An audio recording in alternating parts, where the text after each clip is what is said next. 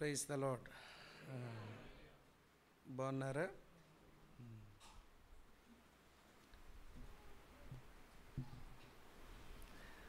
సరే,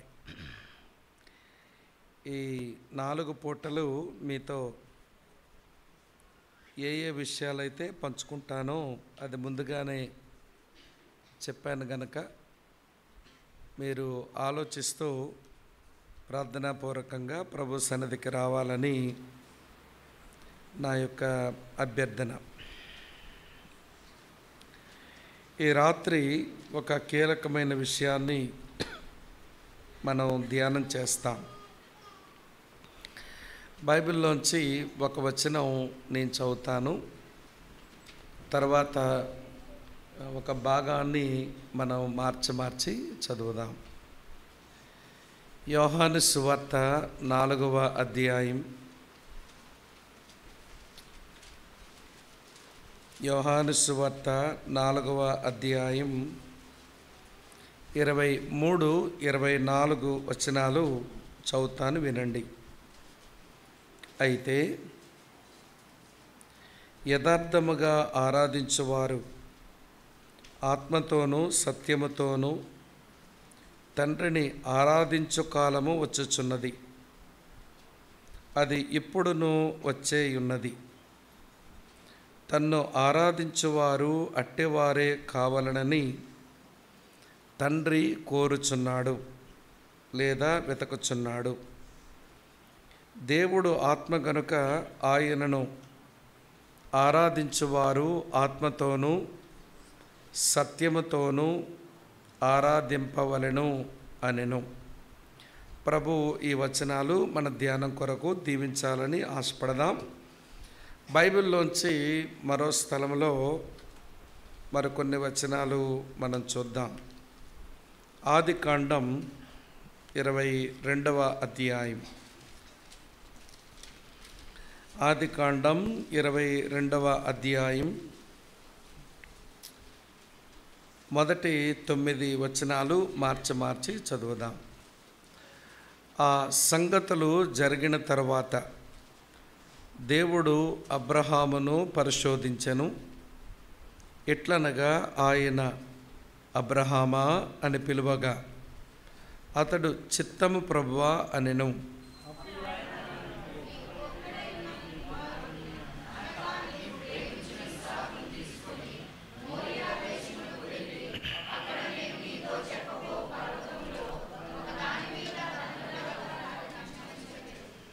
తెల్లవారినప్పుడు అబ్రహాము లేచి తన గాడిదకు గంత కట్టి తన పనివారిలో 2 తన కుమారుడగు ఇస్సాకును వెంటబెట్టుకొని దహన బలి కొరకు కట్టెలు చీల్చి లేచి దేవుడు తనతో చెప్పిన చోటికి వెళ్ళెను.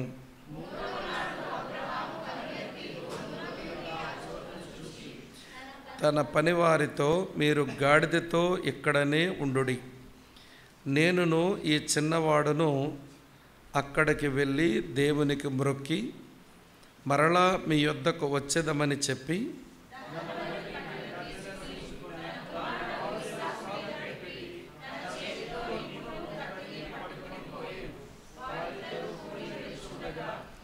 ఇస్సాకు తన తండ్రి అయిన అబ్రహాముతో, నా తండ్రి అని పిలిచెను.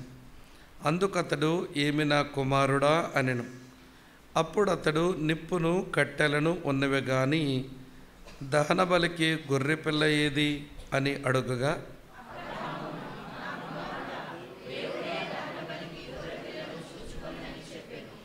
తొమ్మిదవ వచనం అందరం కలిసి చదువుదాం. అలాగ వారిద్దరూ కూడి వెళ్ళి దేవుడు అతనితో చెప్పిన చోటికి వచ్చినప్పుడు అబ్రహాము అక్కడ బలిపీఠమును కట్టి కట్టెలు చక్కగా పేర్చి తన కుమారుడైన ఇస్సాకును బంధించి ఆ పీఠం పైనున్న కట్టెల మీద ఉంచెను. ప్రభు ఈ వచనాలు మన ధ్యానం కొరకు ఆశీర్వదించునుగాక. ఆమేన్. ప్రార్థన చేద్దాం. శాశ్వతమైన ప్రేమతో మమ్మలను ప్రేమిస్తూ విడవక మా ఎడల కృపచూపుతూ ఉన్న సర్వ కృపానిధి మీకు వందనాలు, మీకు స్తోత్రాలు. నీ దాసులు నీ కొరకు ఈ ప్రాంతంలో పడుతున్న ఈ ప్రయాసలో మీరు అనుగ్రహించిన చక్కని ఆత్మ సంబంధమైన ప్రార్థనా దినములను బట్టి మీకు వందనములు. ఇప్పటికే 12 దినాలుగా నీ బిడ్డలు నీ సన్నిధికి వస్తూ వాక్యం వింటూ ప్రార్థించుకుంటూ వారు సాగుతూ ఉన్నారు. ప్రభా, మరి ఈ చివరి దినాల్లో నేను కూడా వారితో ఉండి నీ వాక్యంతో వారికి సేవ చేసే సదవకాశం మీరు నాకు కల్పించినందుకు మీకు స్తోత్రం.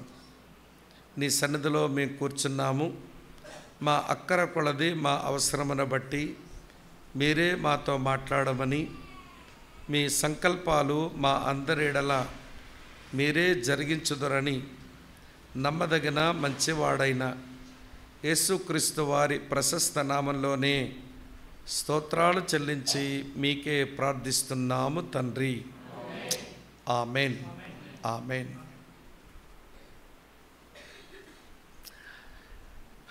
మంచిది. ప్రస్తుతం మనం జీవిస్తున్న ఈ రోజులు క్రైస్తవ పరిభాషలో చెప్పాలంటే ఇది ఆరాధన సంబరాల కాలం. సెలబ్రేషన్ ఆఫ్ వర్షిప్ ట్రెండ్ ఇప్పుడు నడుస్తుంది. ఇది ఆరాధన సంబరాల యుగం అన్నారు. ఇదివరకు ఎన్నడి వినని ఆరాధన అనే మాట చాలా ఎక్కువగా క్రైస్తవ సంఘాలలో వినబడేటువంటి రోజులు ఇవి. ఒక చిన్న కూడిక జరిగిన లేక ఒక పెద్ద సభే జరిగిన వాక్య ఉపదేశం ముందు అందరము ప్రభువుని ఆరాధిద్దాం అనే ఒక వరవడి నేడు నడుస్తూ ఉంది. సంతోషం. ఆరాధించడం అనేది చాలా ఉత్కృష్టమైన పని. దానిని మనం తప్పుపట్టడానికి వీల్లేదు. కనుక ఈ రోజుల్లో ఆరాధన పాటలు అధికమే, ఆరాధన మాటలు అధికమే, మెట్టుకు ఆరాధిద్దాము అనే వరవడి బాగా నడుస్తున్న రోజులు. ఇప్పుడే నేను చెప్పాను కదా, దేవుణ్ణి ఆరాధించడం ఇది ఒక ఉత్కృష్టమైన పని. దానిని ఎప్పుడూ మనం నికృష్టంగా చేయకూడదు. అర్థమయ్యాయి నా మాటలు? ఇది చాలా ఉన్నతమైన పని. దానిని తక్కువగా మనం ఎప్పుడూ ఎంచకూడదు. ఎవరైతే ఆరాధనా పనిని సరిగా ఎంచుకోరో వారు ఆరాధించడానికి వచ్చే వారు గతించిపోయారు. లేవియ కాండం 10వ అధ్యాయం మొదటి 7 వచనాలు మీరు గమనించండి. ప్రధాన యాజకుడైన అహరోను కుమారులు అబీహు, నాదాబు అనేవారు ఆరాధించడానికి వచ్చారు. మరి ఆరాధించడానికి వచ్చిన వారిని దేవుడు తన సన్నిధిలోనే వారిని హతమగునట్లుగా చేశాడు. తన సన్నిధిలో అగ్ని వచ్చి వారిని దహించగా వారు గతించిపోయారు. అదేంటండి, ఆరాధించడానికి వచ్చిన వాళ్ళని దేవుడు చంపేస్తాడా అంటే, ఆరాధించే పని యొక్క విశిష్టత ఎరగక ఎలా పడితే అలా వారు ఆరాధించడానికి పూనుకున్నందునే వారు హతము కావలసి వచ్చింది. ఇది నిజముగా మనకు ఇది చాలా గొప్ప గుణపాఠమని మీరు ఎరగాలి. ఎందుకు దేవునికి ఆరాధించడానికి వచ్చిన అబీహు, నాదాబులను దేవుడు హతము చేశాడో చెప్తాను. మీరు బాగా వినండి. దేవుని మందిరంలో ఆవరణం ఉంటుంది, అందరూ రావచ్చు. పరిశుద్ధ స్థలం ఉంటుంది, యాజకులు మాత్రమే రావచ్చు. అతి పరిశుద్ధ స్థలం ఉంటుంది, ప్రధాన యాజకుడు మాత్రమే వచ్చి అక్కడ ఆరాధించాలి. దేవుని ప్రజల పక్షంగా, తన పక్షంగా దేవుని నిబంధన మందసం దగ్గరకు చేరి తను ఒక్కడే ఆరాధిస్తాడు. కనుక అందరూ ఆరాధనలో వారు చేసేవన్నీ ఆరాధనలో పనులే. కానీ దేవుని అతి పరిశుద్ధ స్థలములోనికి వచ్చి ఆరాధించేవాడు కేవలం ప్రధాన యాజకుడు మాత్రమే. మరి ఈ అబీహు, నాదాబులు అనే వీళ్ళు ప్రధాన యాజకుల కాదు కదా. యాజకులే కాదనము, ప్రధాన యాజకుడైన అహరోను బిడ్డల వీళ్ళను మనం యాజకులు కాదు అనలేము. కానీ ప్రధాన యాజకుడైతే వీళ్ళిద్దరిలో ఎవరూ కాదు కదా. మరి వీరేమో అతి పరిశుద్ధ స్థలానికి వచ్చి ధూపం వెయ్యాలని ఎందుకు ప్రయత్నం చేశారు? సరే, వారి ప్రయత్నం సంగతి పక్కన పెట్టండి. వీరు రాకూడని మనుషులు వచ్చారు అంటే రాంగ్ పీపుల్ వీళ్ళిద్దరూ. ఇది మొదటి మాట. రెండో సంగతి ఏంటనంటే, అతి పరిశుద్ధ స్థలానికి ప్రధాన యాజకుడు కూడా సంవత్సరంలో ఒకసారి ప్రాయశ్చిత్తార్థ పండగ రోజు మాత్రమే అక్కడ చేరుకోవాలి. మరి వీళ్ళిద్దరూ వెళ్ళిన రోజు అది ప్రాయశ్చిత్తార్థ పండగ రోజా? అది కూడా కాదే. అంటే రాంగ్ టైంలో వచ్చారన్నమాట. Wrong people at wrong time. రెండు తప్పుడు విధానాలు ఉన్నాయి. అటు తరువాత దేవుని సంధికి వాళ్ళు ధూపార్తిని పట్టుకొని వచ్చేశారు. సరే, పర్వాలేదో తీసుకు వెళ్ళొచ్చు. కానీ ఏదైనా ఒక వస్తువు దేవుని అతి పరిశుద్ధ స్థలంలోనికి తీసుకువెళ్ళినప్పుడు ఆ బలిపీఠం మీద ఒలికించబడిన రక్తం ఆ వస్తువు మీద చిలకరించబడిన తర్వాత ఆ వస్తువును అతి పరిశుద్ధ స్థలములకు తీసుకుని వెళ్ళాలి. ఇప్పుడు ఈ ధూపార్తిని ప్రధాన యాజకుడైన అహరోను బలిరక్తము చేత చిలకరించినాడా? లేదే. అంటే వీళ్ళు పట్టుకెళ్ళిన వస్తువు తప్పుడు వస్తువు అన్నమాట. Wrong instrument. వింటున్నారా మీరంతా? తప్పుడు వ్యక్తులు తప్పుడు సమయంలో తప్పుడు వస్తువుతో లోపలికి వచ్చేశారు. సరే, ధూపార్తిలో వారు వేసినటువంటి అగ్ని కూడా బలిపీఠం మీద నిప్పులు కాదట, వారు వేరొక అగ్నిని వేసుకుని వచ్చారు అని రాసింది ఇక్కడ. అంటే బలిపీఠం మీద రక్తముతో తడిచిన ఆ నిప్పులు కదా వెయ్యాలి, వేరొక అగ్ని వేసుకొని వచ్చారేంటి అని అంటే, ప్రియులారా, వారికి లెక్కాపత్రం లేదు, భయము భీతి లేదు, యగాదిగా ఆరాధిద్దామనుకున్నారన్నమాట. అందుచేతనే వారు తప్పుడు వ్యక్తులు తప్పుడు సమయంలో తప్పుడు వస్తువుతో తప్పుడు అగ్నితో వచ్చారు, రాంగ్ ఫైర్తో వచ్చినారు. ఇది నాలుగో మాట. వింటున్నారా లేదా? సరే, ఇప్పుడు అతి పరిశుద్ధ స్థలంలోనికి రావాలంటే ఎవరిచ్చారు మీకు అధికారం? అయితే ధర్మశాస్త్రం ఇవ్వాలి అధికారం, ధర్మశాస్త్రం ఒప్పుకోవడం లేదు. పోనీ మోషే ఇవ్వాలి అధికారం, మోషే మీకు చెప్పలేదు. పోనీ ప్రధాన యాజకుడు అధికారం ఇవ్వాలి, ఆయన చెప్పలేదు. మరి ఎట్లొచ్చేసారయ్యా మీరిద్దరూ అంటే, వీళ్ళు తప్పుడు అధికారంతో వచ్చారు, రాంగ్ అథారిటీతో వచ్చారు. ఒకటైనా సరైన రైట్ ఉందో? ఒకటైనా తప్పుడు వ్యక్తులు తప్పుడు సమయంలో తప్పుడు వస్తువుతో తప్పుడు అగ్నితో తప్పుడు అధికారంతో మేము ఆరాధిస్తాములే అని లోపలికి వచ్చారు. యెహోవా సన్నిధి నుంచి ప్రియుల అగ్ని బయలుదేరి వారిద్దరిని కాల్చివేసేసిందట. అంటే ఆరాధించడం చాలా ఉత్కృష్టమైన పని.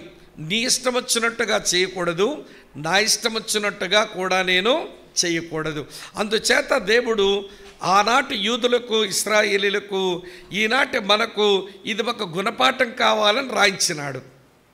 అర్థమవుతుందా? సరే, ఇంకో ఉదాహరణ ఇస్తాను.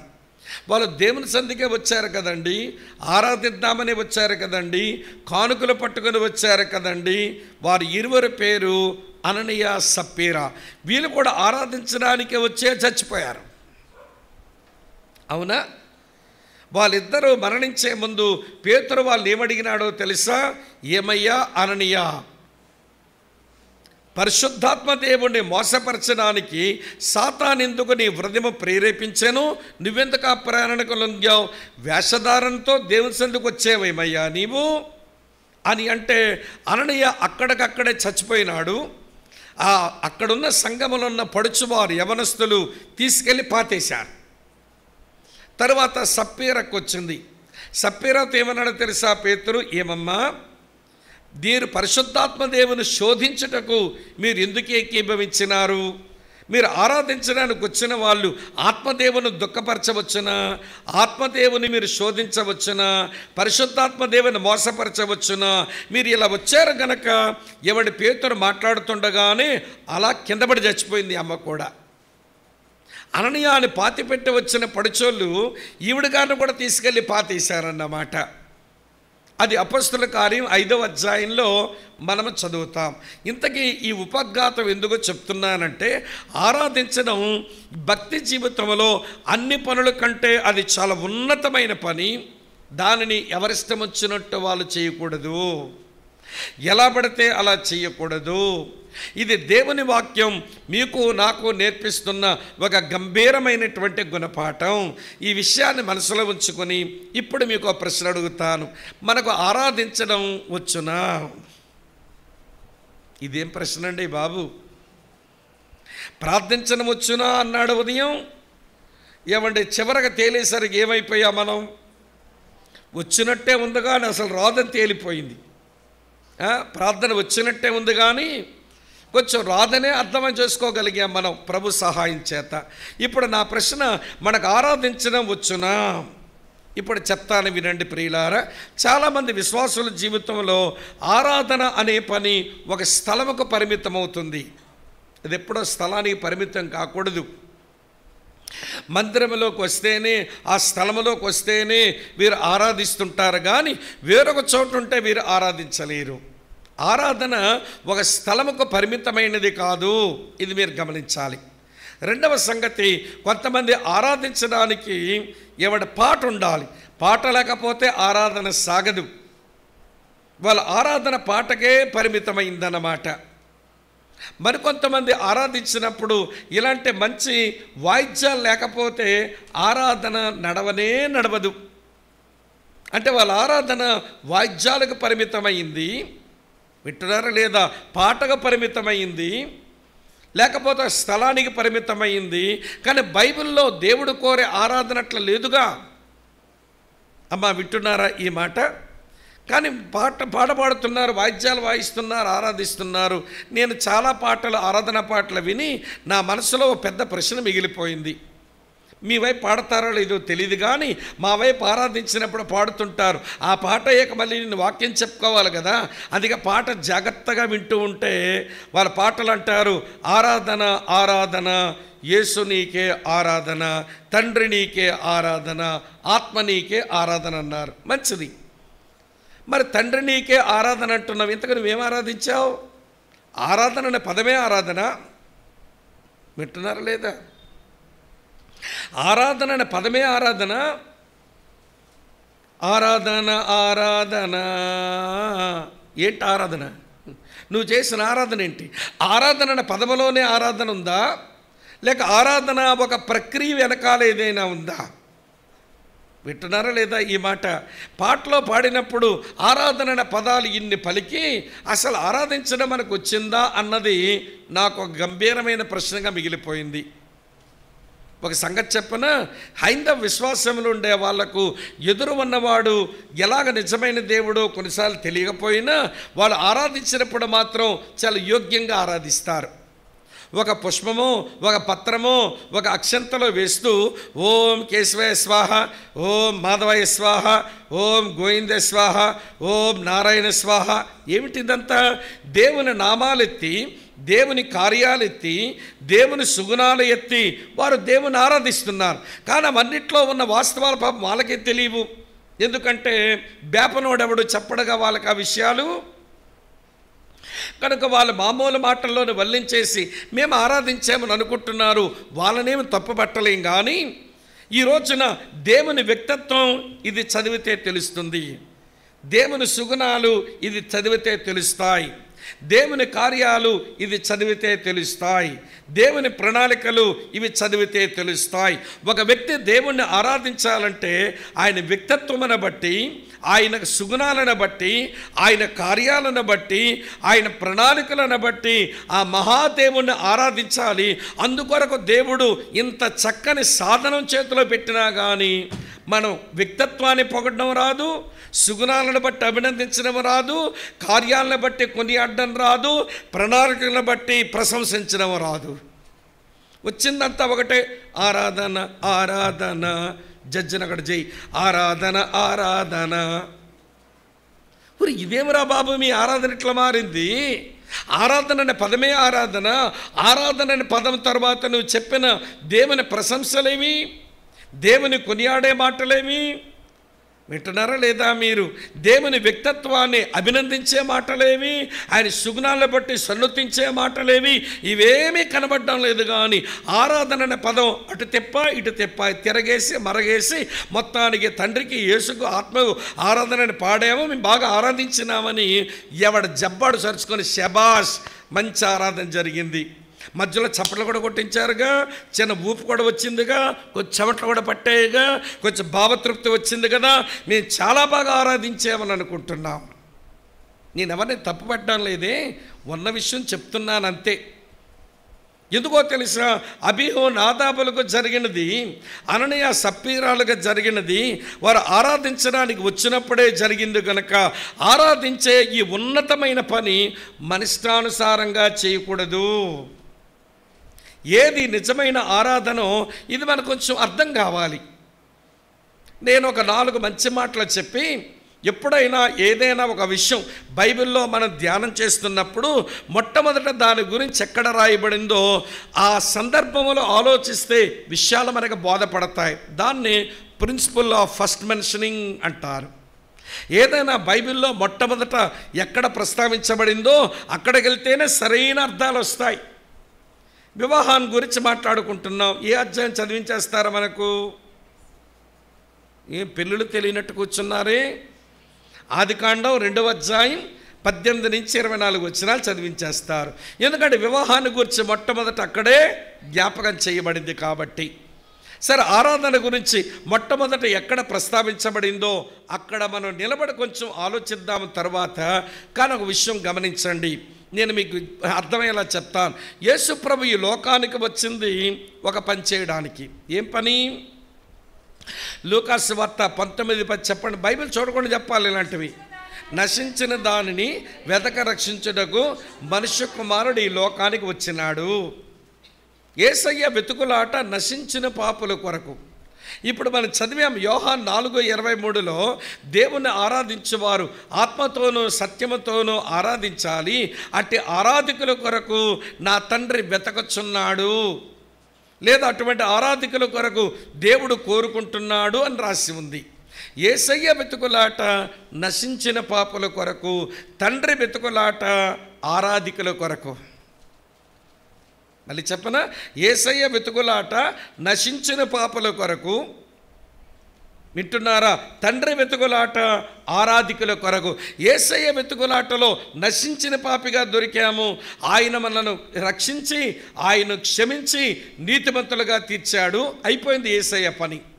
ఇప్పుడు దేవుని వెతుకులాటలో మనం దేవునికి దొరకాలి.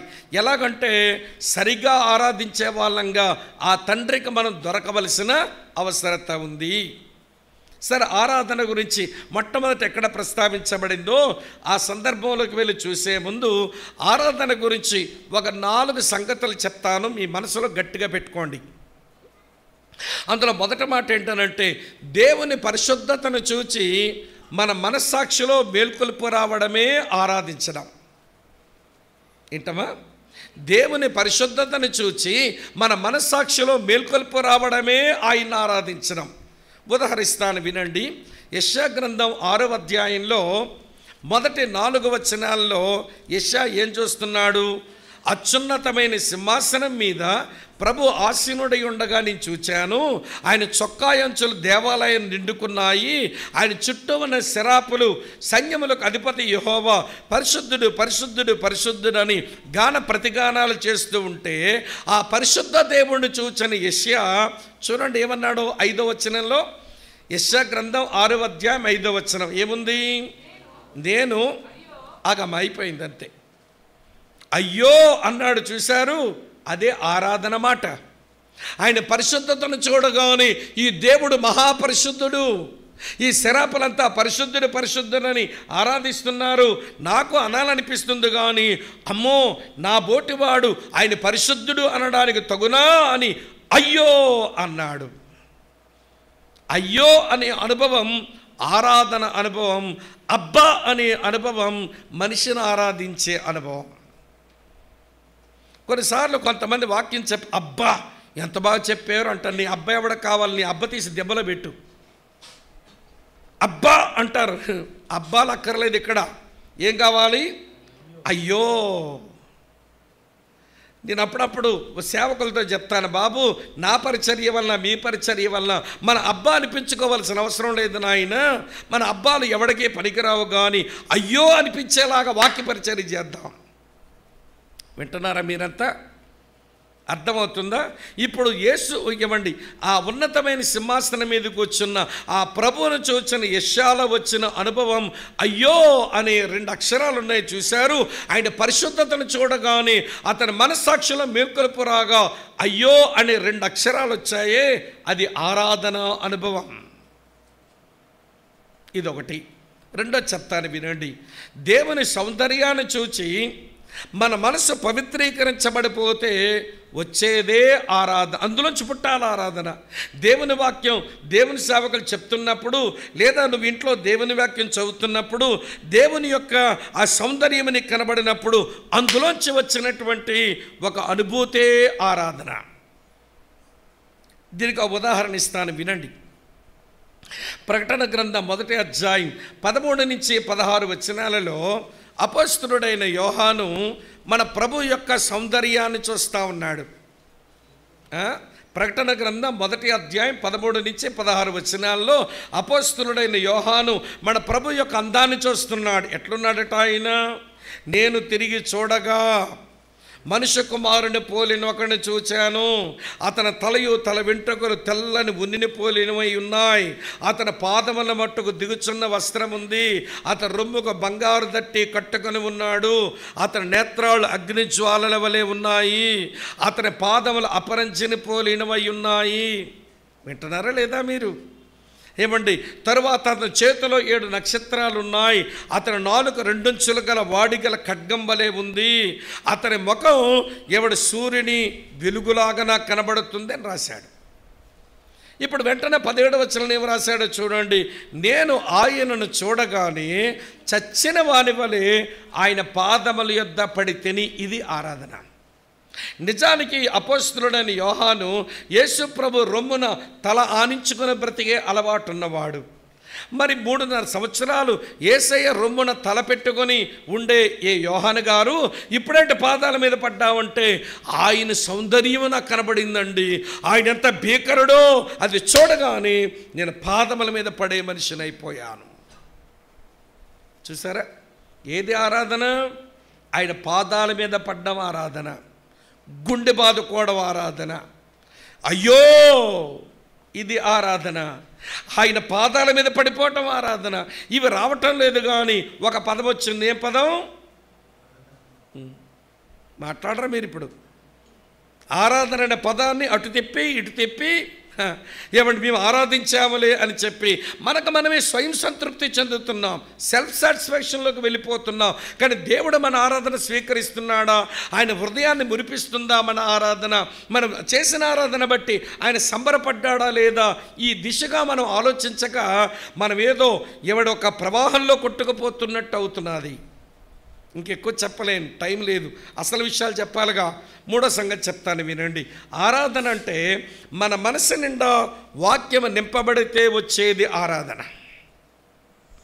మనసు నిండా ఏమి నింపబడాలి? వాక్యం నింపబడాలి. నేను మీకు జ్ఞాపకం చేస్తాను. నెహెమ్యా గ్రంథం 8వ అధ్యాయంలో మీరు 1 నుంచి 3 వచనాలు చూస్తే ఎజ్రా ఇలాంటి ఎత్తైన చోట నిలబడి వాళ్ళకి దేవుని వాక్యం చెప్తా ఉన్నాడు.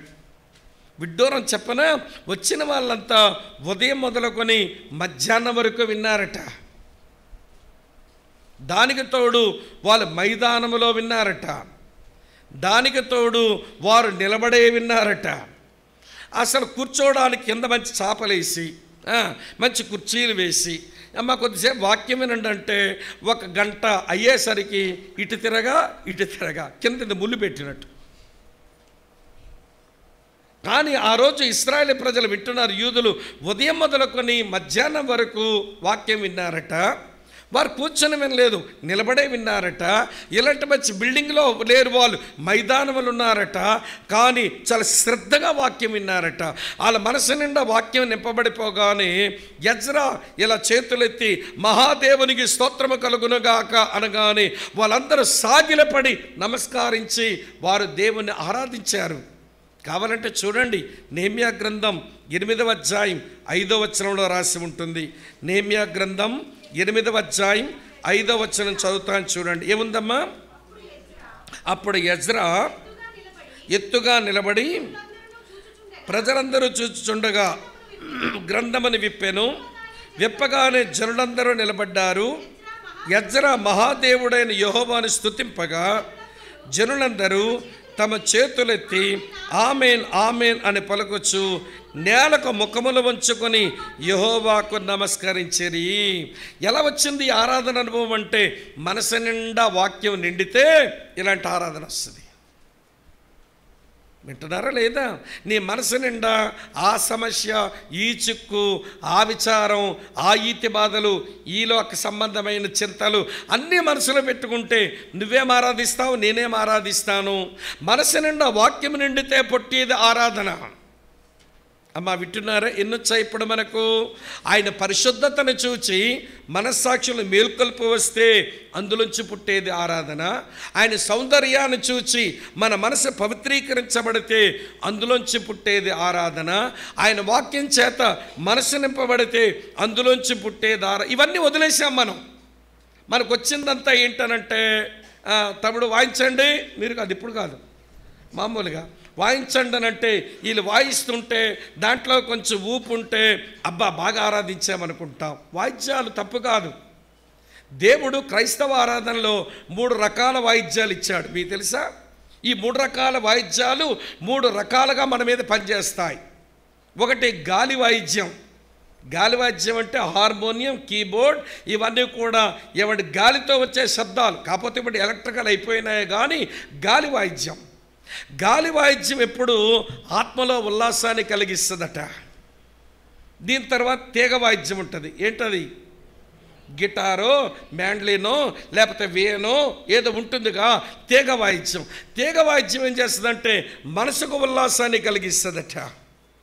గాలి వాయిద్యం ఆత్మకు ఉల్లాసాన్ని ఇవ్వగా, తీగ వాయిద్యం మనసుకు ఉల్లాసాన్ని ఇవ్వగా, మరొక వాయిద్యం ఉంది, కిందన్నవి చూశారు, దాన్ని తోలు వాయిద్యం అంటాం. డోలక్, తబలా, ఏవండి తోలు వాయిద్యం. ఇవి కొడుతూ ఉంటే శరీరానికి ఉల్లాసం వచ్చి చిన్న ఊపు కూడా వస్తుంది మనకి. అసలు రితం లేకపోతే ఊపేదండి. తోలు వాయిద్యం లేకపోతే శరీరానికి కదలికలు రావు. కనుక వినండి, ఆత్మ, శరీరము, ప్రాణముతో మన హోల్ పర్సనాలిటీ, మన ప్రాణ, ఆత్మ, శరీరాలతో ఆ దేవుని ఆరాధించడం కొరకే ఈ 3 రకాల వాయిద్యాలు ఇచ్చాడు. వాయిద్యాలు నేనేం తప్పుపట్టడంలా, కానీ వాయిద్యాలకే మన ఆరాధన పరిమితం అవ్వకూడదు. ఒక స్థలమకే మన ఆరాధన పరిమితం అవ్వకూడదు. ఏమండి, ఒక పాటకే మన ఆరాధన పరిమితం అవ్వకూడదు. ఆరాధన అనుభవాలు ఇన్ని ఆత్మ సంబంధమైన ఉన్నాయి. ఇవి నేర్చుకోవాలి. మళ్ళీ చెప్పనా? ఆయన పరిశుద్ధతను చూచి మనసాక్షిలో మేల్కొల్పు రావాలి. ఆయన సౌందర్యాన్ని చూచి మన మనసు పవిత్రీకరించబడాలి. ఆయన వాక్యం చేత మన మనసు నింపబడాలి. అప్పుడు ఆరాధన అనుభవం వస్తుంది. 4వ సంగతి చెప్తాను వినండి. ఆరాధన అనుభవం అంటే దేవుని యొక్క చిత్తం మన చిత్తం అనుసంధానం అయిపోవాలి. అదే ఆరాధించడం. Reconciliation between God's will and human will is worship. దేవుని చిత్తము, మానవ చిత్తం అనుసంధానమైపోతే అందులోంచి పుట్టేది ఆరాధన. దేవుని చిత్తం ఒకటి, మన చిత్తం ఒకటి, మనం ఆరాధించామంటే అది ఆరాధన అవ్వదు. గెత్సెమనే తోటలో యేసయ్య ఏమన్నాడు? తండ్రి, ఈ గిన్నెను నా యొద్ద నుంచి తొలగించు, నా చిత్తము కాదు. చెప్పండి ఏమన్నాడో? నీ చిత్తమే సిద్ధించునుగాక, నీ చిత్తమే సిద్ధించునుగాక అన్న మాటను చూడండి, అది ఆరాధన మాట. నా చిత్తానికి నేను చచ్చిపోయాను, నీ చిత్తమే నెరవేర్చబడునుగాక అనే మాట అది ఆరాధన మాట. అమ్మ అర్థమవుతుందా? మనం నమ్మిన దేవుడు మన ఆరాధన స్తుతుల మీద ఆసీనుడై ఉండే దేవుడు. హిందీలో పాట ఉంటుంది, స్తుతి ఆరాధన ఓపర్ జాతి హై. ఏమండి, ఆశీర్వాదాలన్నీ నీచే ఆతా హై. ఇలాంటివన్నీ బాగా తెలుసు మనకి.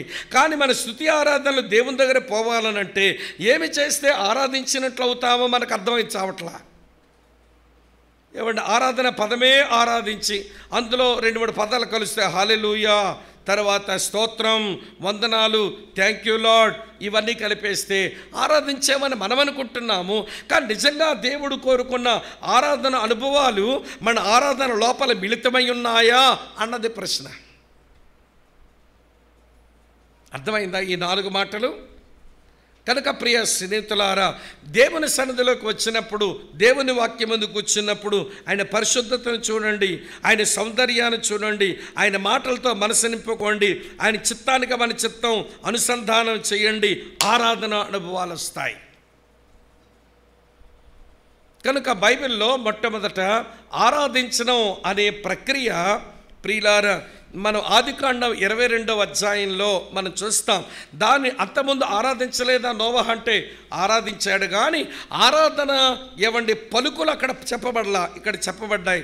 చూడండి ఏమంటున్నాడు 22:5లో, తన పనివారితో మీరు గాడిదతో ఇక్కడనే ఉండండి, నేనును ఈ చిన్నవాడును అక్కడికి వెళ్ళి తర్వాత ఏంటి దేవునికి మ్రొక్కి లేదా ఆరాధించి మరలా మేము మీ యొద్దకు వచ్చేదామని చెప్పాను. ఇక్కడ మ్రొక్కి అనే మాటకు హెబ్రీ భాషలో ప్రుస్కోనియో అనే పదం ఉపయోగించబడింది. ప్రుస్కోని అంటే అర్థం ఏంటో తెలిసిన, ఒక పెంపుడు కుక్క యజమాని ఒక వారం రోజులు బయటికి వెళ్ళిపోయాడు, లేడు, వారం తర్వాత వచ్చాడు. అప్పుడు పెంపుడు కుక్క పిల్ల ఎలా ఉంటుంది? తోకూపేసుకుంటా నెమ్మదిగా అతని కాలు వరకు వచ్చి అతని కాలును ముద్దు పెడతా ఉంటుంది, కాలును నాలుగుతో నాకుతూ ఉంటుంది, ముద్దు పెడతా ఉంటుంది. చూసారా? ఏమంటే ఆ చిత్రమే ప్రుస్కోన్ అనే పదానికి వేయబడిన చిత్రం అన్నమాట. ఆరాధించడం అంటే నీ యజమానిని నువ్వు ముద్దు పెట్టుకోవడం. ఆమె అర్థమవుతున్నదా? ఏమంటే చక్రవర్తి ముందుకు సామంతరాజులు వచ్చినప్పుడు చక్రవర్తి చేయి తీసుకొని ఈ మండ మీద ముద్దు పెట్టుకుంటారు. తండ్రి కూడా అలాగన్నాడు, నా కుమారుని ముద్దు పెట్టుకొనండి, లేని ఎడల ఆయన కోపించును అన్నాడు. ఆరాధించడం అంటే కిస్సింగ్ ద లార్డ్, ప్రభువుని మనం ముద్దు పెట్టుకోవడం. ఈ అనుభూతంలోనికి రాకుండా నేను ఆరాధించాను ఆరాధన అంటే నువ్వు చేసిన ఆరాధనలోనే లేదు. కనుక వినండి ప్రియులారా, ఈ మొట్టమొదటి సందర్భంలోంచి అబ్రాహాము ఆరాధనలో ఉన్న అనుభవాలు మీరు వినగలిగినంత మీ ఆసక్తిని బట్టి నేను చెప్పే ప్రయత్నం చేస్తాను. మీ ముఖాలు ఏమైనా సొరకాయ ముఖాలు అయ్యాయి అనుకోండి, ఆపేస్తా. అంటే ఆసక్తి లేదని అనుకుని ఆపేయాల్సి వస్తుంది. కానీ ఆసక్తిగా వినండి, నేర్చుకోండి. నేను కొన్ని మంచి అనుభవాలు చెప్తాను. అబ్రాహాము యొక్క ఆరాధన అనుభవాలు ఏమంటే ఒక 4-5 అయినా మీకు వివరించి చెప్పే ప్రయత్నం చేస్తాను. చూడండి, మొట్టమొదటి అనుభవం చదువుతున్నాను. ఆదికాండం 22:1. ఆ సంగతులు జరిగిన తరువాత దేవుడు అబ్రాహామును పరిశోధించెను.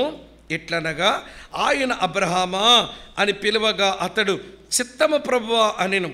అప్పుడు ఆయన, నీకు ఒక్కడయ్యున్న నీ కుమారుని అనగా నీవు ప్రేమించు ఇస్సాకును తీసుకుని మోరియా దేశమునికి వెళ్ళి అక్కడ నేను నీతో చెప్పబో పర్వతములో ఒక దాని మీద దహన బలిగా అతను అర్పించమని చెప్పాను.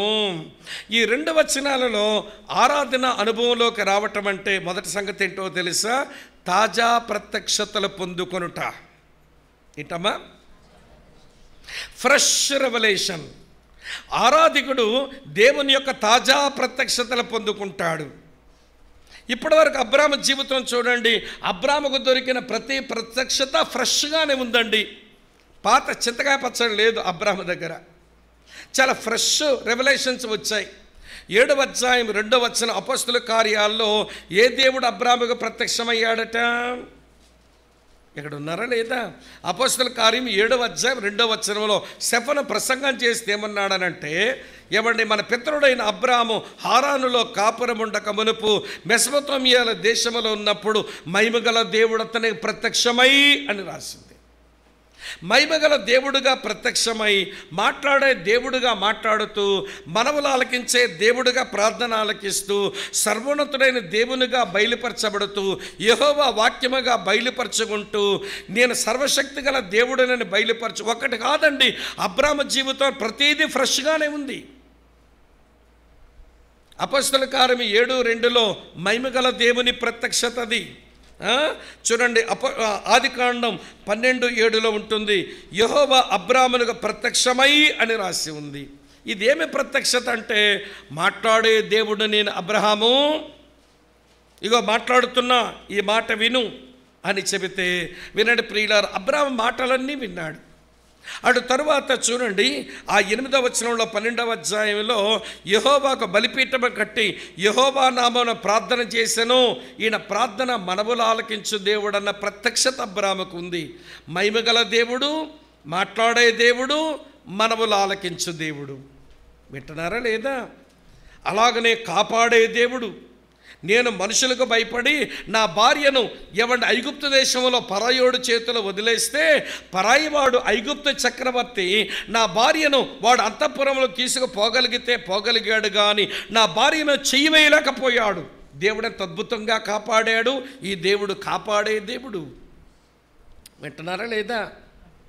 తర్వాత ఆయన కదురులో యోమేరుతో యుద్ధమాడిన తర్వాత మిల్కీసెదెక్ అనే ఒక ఆయన వచ్చి దేవుని గురించి ఏమన్నాడో చూడండి. ఇది ఒక ప్రత్యక్షత. 14వ అధ్యాయం 19వ వచనం. అప్పుడు అతడు అబ్రాహామును ఆశీర్వదించి, ఆకాశమునకు భూమికి సృష్టికర్తయ్యను సర్వోన్నతుడైన దేవుని వలన అబ్రాహాము ఆశీర్వదించబడునుగాక అన్నాడు. ఎవరంటే ఈ దేవుడు? సర్వోన్నతుడైన దేవుడు. ఇది మిల్కీసెదెక్ ద్వారా అబ్రాహాముకు వచ్చినటువంటి ఒక తాజా ప్రత్యక్షత. తర్వాత 15వ అధ్యాయం 1వ వచనం చూడండి. ఇది జరిగిన తర్వాత యెహోవా వాక్యం అబ్రాహామునకు దర్శనమందు వచ్చి, ఇది మరో ప్రత్యక్షత. వింటున్నారు? ఏది ఇంతకు ముందు వచ్చింది కాదు, పాతది కాదు, అన్నీ తాజాగానే ఉన్నాయి. తర్వాత 17వ అధ్యాయం 1వ వచనం చూడండి. అబ్రాహాము 99 ఏండ్ల వాడైనప్పుడు యెహోవా అతనికి ఏమై ప్రత్యక్షమై, నేను సర్వశక్తి గల దేవుడును అన్నాడు. నేనెవరిని? సర్వశక్తి గల దేవుడును అన్నాడు. తర్వాత 18వ అధ్యాయంలో అబ్రాహాము దగ్గరకు వచ్చి అంటాడు, హే అబ్రాహాము, నేను సొదొమ గొమొర్రా మీద అగ్ని గంధకాలు కురిపించబోతున్నానంటే తీర్పు తీర్చే దేవునిగా ప్రత్యక్షపరిచినాడు. 18, 19 అధ్యాయంలో తీర్పు తీర్చే దేవుడు. ఇప్పుడు మళ్ళీ 22వ అధ్యాయంలో నీ కుమారుని మోరియా దేశం తీసుకుని వెళ్ళి నేను చూపించే పర్వతం మీద బలిగా అర్పించు అన్నప్పుడు ఆయన పరిశోధించే దేవుడు. ఎప్పుడైనా రిపీట్ అయిందా రెవల్యూషన్? ప్రత్యక్షతలు ఏమైనా రిపీట్ అయినాయా? లేదే. ప్రతిదీ తాజాగా ఉంది.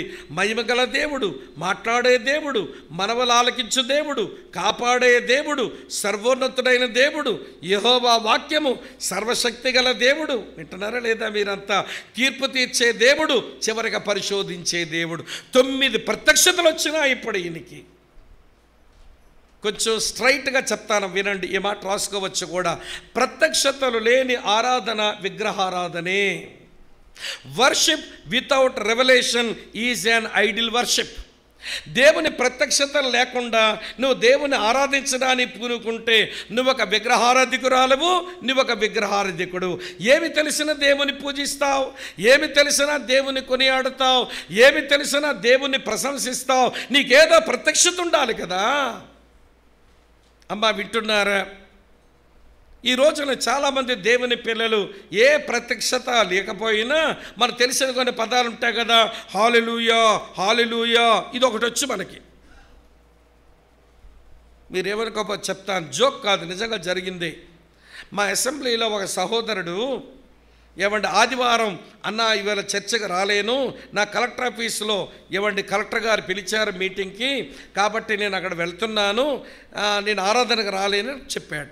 సరే బ్రదర్, పనన్నా ముగించుకొని ఎదురుగా చర్చ్ ఉంటుంది కదా, పోయి ఆరాధించండి అన్నాను. అలాగేనన్నా, ముందైనా వెనకైనా వెళ్తాను నేను, ఆడ వెళ్ళాక నాకు తెలుస్తుంది టైం అని చెప్పి వెళ్ళాడు. పని ముగించుకున్నాక ఆ ఎదురుగున్న చర్చిలోకి వెళ్ళి ఆరాధించుకోవడం. అప్పుడు వీళ్ళంతా చేతులెత్తి ఆరాధిస్తున్నారట. ఈయన వెళ్ళిన ఒక 2 నిమిషాలకే మరొక ఆయన వచ్చాడు. ఆ కాలనీలో ఉన్న ఒక హైందవ సహోదరుడు.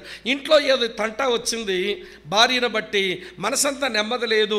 యేసయ్య గుడిలోకి వెళ్తే ఏదో 2 మొక్కలు వింటే మనసుగా నెమ్మది వస్తుందేమో అని వచ్చి మా సహోదరుడు పక్కన నిలబడ్డాడట. వీళ్ళంతా చేతులెత్తి హల్లెలూయా హల్లెలూయా హల్లెలూయా అంటున్నారు. మావాడు కూడా మరి క్రైస్తవుడే కదా, హల్లెలూయా అనే పదమైన భూత పదమా, మంచి పదమే కదా. మావాడు కూడా చేతులెత్తి హల్లెలూయా హల్లెలూయా అంటున్నాడట. ఈ వచ్చిన హైందవ సహోదరుడికి ఈ పదం ఏదో పరిచయం లేదు కనుక అందరినీ చూసి ఈయన చేతులెత్తి ఆంజనేయ ఆంజనేయ ఆంజనేయ అంటున్నాడు. చూసారు, అన్యాగ్ని కలిసిపోయింది, ఇందులో కలిసింది అన్యాగ్ని. అప్పుడు ఈ సహోదరుని బాబు ఆంజనేయ కాదు నాయనా హల్లెలూయా అంటే దేవునికి స్తుతి కలుగునుగాక, దేవునికి స్తోత్రం అని చెప్తున్నారా అంటే నాకు ఆ పదం తెలియకనిచ్చానండి అన్నాడట. వింటున్నారా మీరు? దేవుని ప్రత్యక్షతలను ఆధారంగా చేసుకుని ఆరాధించవలసిన మనము ఏదో ఒక పదము లేకపోతే ఒక పాట పెట్టుకొని అదే ఆరాధన అనుకుంటే ఎట్లా? వినండి సోదరి స్నేహితులారా, ప్రత్యక్షతలు లేని ఆరాధన విగ్రహారాధనే. కనుక ఆరాధించే ముందు నీకు దేవుని గురించిన కొంత ప్రత్యక్షత అవసరం. పాటలోంచి ప్రత్యక్షత వస్తూ ఉంటుంది నీకు, తన సేవకులు చెప్పే వాక్యాల నుంచి ప్రత్యక్షత వస్తుంది, చదువుకునే వాక్యం నుంచి ప్రత్యక్షత వస్తుంది. అది కూడా ఎలా ఉండాలంటే ఫ్రెష్గా ఉండేలా చూసుకో. వింటున్నారా లేదా? ఈరోజు మనం ఎట్లా వాళ్ళమైపోయామంటే ఆ రోజుల్లోనండి ఆ రోజుల సంగతి మాకెందుకు, ఈరోజు సంగతి చెప్పరాదు. అప్పుడు దేవుడు ఏం బయలుపరుచుకున్నాడో అంటాడు, మరి ఈరోజు ఏం చేశాడు? ఆయన ప్రత్యక్షత ఇవ్వలేని వాడయ్యాడా? నువ్వెక్కడో దైవ ప్రత్యక్షతలు దూరంగా జరిగిపోయి ఈరోజు ప్రత్యక్షతలు లేకుండానే అందరూ ఏదో ఆరాధించారు, నేను ఆరాధించానులే అని చెప్పి స్వయం సంతృప్తితో సాగుతున్నామే కానీ, దేవా నేను ఆరాధించడానికి నీ మందిరానికి వచ్చాను, నీ సేవకుల ద్వారానో ఒక పాట ద్వారానో ఒక అనుభవం ద్వారానో నువ్వేంటో బయలుపరుచుకుంటే ఫ్రెష్గా నేను ఆరాధిస్తాను దేవా అనే మనసు, ఆశ, ఆరాటం ఈరోజున క్రైస్తవులకు తగ్గిపోయింది. నిన్న ఉదయం వండిన కూర ఈ పూట తినమంటే నీకు ఎంత ఒళ్ళు మండుద్దు? పాసి తినాలా? ఏం పాసిపెట్లో దాసే పెట్టారుగా, పాసిపెట్టంటే అదే రిఫ్రిజిరేటర్ అమ్మా. మళ్ళీ ఏదోలా చూస్తున్నారు నా వైపు. ఏమంటే రిఫ్రిజిరేటర్లో దాచిపెట్టారు కదా, అదేం పాడవలేదు కదా, పెడితే నేను మధ్యాహ్నం వండిన కూర నేను తినాలా అంటుంటాం మనం కొన్నిసార్లు. పాచిది మనకు నచ్చదు, కానీ మన ఆరాధనలో మాత్రం పాత ప్రేమ గల దేవా, కృపగల దేవా, ఇవన్నీ పాత మనకు వచ్చుగా అవన్నీ చెప్పేస్తుంటాం.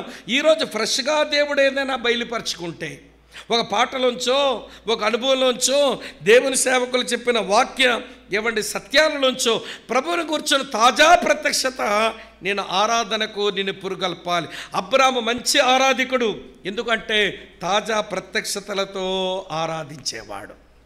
ఇంకెక్కువ చెప్పలేను, రెండవ సంగతి చెప్తాను రండి. ఆరాధించడం అంటే తాజా ప్రత్యక్షతలు కలిగి ఉండి ఆరాధించడం. రెండవ సంగతి చెప్తాను వినండి. ఆదికాండం 22వ అధ్యాయంలో మళ్ళీ చదువుతాను చూడండి, 3వ వచనం ఏమి రాసిందో.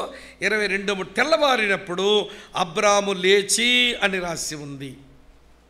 రాత్రి ఎప్పుడో దేవుడు మాట్లాడాడు. అబ్రాము తెల్లవారు లేచి వెంటనే దేవుడు చెప్పిన పని చేయడానికి సిద్ధపడిపోతున్నాడు. ఇక్కడ కనబడేది ఏంటో తెలుసా? తక్షణమే చూపు విధేయత. తాజా ప్రత్యక్షతలు కలిగిన అబ్రహాము తక్షణమే విధేయత చూపుతున్నాడు. ఆయన విధేయత చూపడానికి ఆయన దగ్గర ఆలస్యాలు లేవు. మీకు 2 మాటలు చెప్పనా? ఆలస్యంగా మనము చూపిన విధేయత అది అవిధేయతే. Delay obedience is disobedience. కొంతమంది విధేయత చూపుతారు కానీ వెంటనే విధేయత చూపరు, ఆలస్యంగా విధేయత చూపుతారు, అది అవిధేయతే. దేవుని పిల్లలారా వినండి, బైబిల్లో ఉన్న ప్రతి ఆశీర్వాదానికి దేవుడు మనకిచ్చిన ఒకే ఒక తాళపు చెవి విధేయత. విధేయత తాళపు చెవితో అన్ని దీవెనలు మనం సంపాదించుకోవచ్చు, అన్ని ఆశీర్వాదాలు మనం అనుభవించవచ్చు. కానీ విధేయత చూపడమే మనకు చేతనవుతలేదు. వింటున్నారా లేదా మీరు? మనం ఏ ప్రభువునైతే నమ్మి వెంబడిస్తున్నామో ఆయనే విధేయత నేర్చుకున్నాడట. చదవండి, హెబ్రీ పత్రిక 5:8 ఏమి రాసి ఉంటుందో. హెబ్రీలకు రాసిన పత్రిక 5వ అధ్యాయం 8వ వచనంలో ఇలా చదువుతాం, ఆయన దేవుని కుమారుడై ఉండియు తాను పొందిన శ్రమల వల్ల ఏమి నేర్చుకున్నాడమ్మా? విధేయత నేర్చుకున్నాడట. తాను పొందిన శ్రమల వలన తాను విధేయత నేర్చుకున్నాడట. అదే ఫిలిప్పీ పత్రిక 2వ అధ్యాయం 8వ వచనంలో రాసి ఉంటుంది, ఆయన శిలువ మరణం పొందినంతగా విధేయత చూపినవాడై అని రాసి ఉంది. అందుకనే బైబిల్లో ఇంతకంటే గొప్ప వచనం మరొకటి లేదు. అది సమూయేలు ప్రవక్త సౌలుతో పలికిన మాట. 1 సమూయేలు గ్రంథం 15వ అధ్యాయం 22వ వచనంలో సమూయేలు సౌలుతో అంటాడు కదా, ఏమంటాడో తెలుసా? వినండి, బలులు అర్పించడం కంటే ఆ మాట వినుటయు పొట్టేలకు అర్పించుట కంటే ఆజ్ఞను గైకొనుటయు ఇది కదా దేవుడు కోరుకుంటున్నాడు. నీ ఆరాధన, నీ యొక్క అర్పణ కంటే ముందు దేవుడు చెప్పిన మాట విను. అక్క చెల్లుల రణదములార వినండి, ఆరాధించడం అంటే తక్షణమే విధేయత చూపడం. చిత్తము ప్రభువా, నాకు సిగ్గు కలుగుతుంది, మీకు సిగ్గుపడ్డానికి ఒక విషయం చెప్తాను. తమిళనాడులో కొడైకెనాల్లో ఒకసారి ఒక బైబిల్ ఎగ్జిబిషన్ జరిగింది. చాలా బైబిల్లో ఎగ్జిబిషన్లో వాళ్ళ ప్రదర్శనలో పెట్టారు. సరే, మాకు కబురు తెలిసింది, మేము ఒక రిట్రీట్ సెంటర్లో ఉంటే మేమంతా కలిసి ఆ ఎగ్జిబిషన్కి వెళ్ళేసరికి చాలా రకాలైన బైబిళ్ళు, గ్రీకు బైబిళ్ళు, హీబ్రూ బైబిళ్ళు, తర్వాత లాటిన్ బైబిల్స్, చాలా బైబిల్ పెట్టారు. అన్నీ అలాగ చూస్తూ వస్తే ఒక బైబిల్ చూడగానే నా కళ్ళు దాని మీద పడ్డాయి. ఎందుకో తెలుసా? ఆ బైబిల్ పేజీల మీద గీతలు రాతలు, ఎక్కడి నుంచి అక్కడ గీత, అక్కడి నుంచి అక్కడ గీత. ఎవడరా బాబు ఈ బైబిల్ వాడింది, ఇన్ని పిచ్చి గీతలు గీసినట్లు ఉంది, ఇంత నోట్స్ రాసుకున్నాడు ఏంటని అనుకుని అలా గమనిస్తే నోట్స్ కొంచెం గట్టి నోట్స్ అనిపించింది. కానీ కింద పేజీలో ఎస్ లార్డ్ అని రాసింది. ఈ పేజీ కింద అదే ఉంది, చిత్తము ప్రభువా, ఎస్ లార్డ్. ఈ పేజీ కింద చిత్తం ప్రభు అని ఉంటే వాలంటీర్ని పిలిచాను. సార్, ఈ బైబిల్ అన్ని బైబిల్ కంటే కొంచెం ప్రత్యేకంగా ఉంది, ఈ బైబిల్ చదివిన ఆయన చాలా నోట్స్ రాసుకున్నాడు, చాలా ముచ్చటగా ఉంది ఈ బైబిల్. తర్వాత కిందన చూస్తే ఎస్ లార్డ్ అని రాసుకున్నాడు. ఏంటండి అన్నాను నేను. అబ్బాయి చెప్పాడు, ఇది సిటీ స్టడ్ గారు వాడిన బైబిల్ అండి అన్నాడు. ఇంగ్లాండ్ దేశంలో క్రికెట్ ప్లేయర్ సేవకు పిలువబడి అంతా త్యాగాలు చేసి సేవకు వచ్చినటువంటి సిటీ స్టడ్ గారు వాడిన బైబిల్ అండి ఇది. మరి ఎస్ లార్డ్ అని ఎందుకు రాశాడో తెలియదు, నా సీనియర్లు అడుగుతానని ఒక నిమిషం ఆపి మమ్మల్ని వాళ్ళ సీనియర్ వాలంటీర్ని పిలిచాడు. ఆయన వస్తే నేను అడిగాను, ఈ ఎస్ లార్డ్ ఏంటనంటే ఆయన చెప్తున్నాడు, సిటీ స్టడ్ అట ఆ పేజీలో ఉన్న వాక్యం అంతా బాగా అధ్యయనం చేసి ఈ వాక్యమంతని విధేయత చూపిన తర్వాత కిందని ఎస్ లార్డ్ అని రాసుకునేవాడండి అన్నాడు. అంటే పేజీల వాక్యం అంతా విధేయత చూపించాడా, ఈ పేజీల వాక్యానికి అంతా విధేయత చూపించాడా, 2-3 కాగితాలు తెప్పరు అని అడిగితే పాత బైబిల్ కదా ఇరిగిపోయేలాగుంది. అందుకే జాగ్రత్తగా ఒక్కొక్క పేజీ తిప్పుతూ ఉంటే ప్రతి పేజీ కింద కూడా ఎస్ లార్డ్ అని రాసింది. ఇప్పుడు నీ చేతిలో ఉన్న ఈ బైబిల్ పేజీల్లో ఎన్ని పేజీల కింద ఎస్ లార్డ్ అని రాసుకుందాం చెప్పండి? సిగ్గు కాదు మనకిది, రాయలేం. ఈ పేజీలో ఉన్న వాక్యం అంతటికి మన విధేయత చూపించిన అనుభవంలోకి రాలేదు. ఇంకా ఎన్నో వచనాలకు, ఎన్నో సత్యాలకు ఇంకా విధేయత చూపించవలసిన అవసరతలో మనం ఉన్నామని అర్థమవుతుంది. దేవునికి స్తోత్రం. తక్షణమే విధేయత చూపడం అది ఆరాధన అనుభవంలో ఒక భాగమై ఉంది. ఆరాధించడం అంటే ఈ పెదాలతో స్తోత్రం, హల్లెలూయా, వందనాలు, ప్రైజ్ ద లార్డ్, స్తుతి అండం కాదు, జీవితంతో ఆరాధించడం.